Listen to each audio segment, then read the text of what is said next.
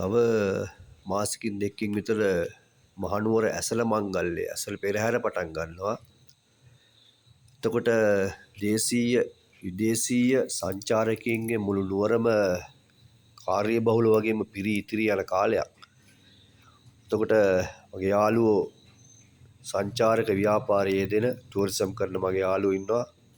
තමන්ගේ ට්‍රීවිල් එකේ වෑන් එකේ කාර් එකේ තමන්ගේ වාහනේ අරගෙන ඒ ටුවරිසම් ව්‍යාපාරයේ යෙදෙන කට්ටිය. ඉතින් මගේ යාළුවන්ට මේ පොත් පිංච මම මේ සැරේත් නිර්මාණය කරා.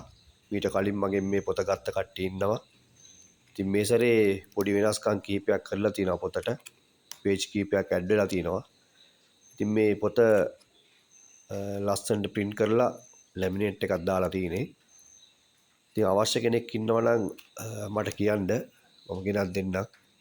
පොත නිර්මාණය කරලා දෙන්නම්. එතකොට මේකේ වෙනස්කම් කරන්න තියෙනවා නම් Tamanට අවශ්‍ය දේ ටුවර් එක ප්ලෑන් කරගන්න.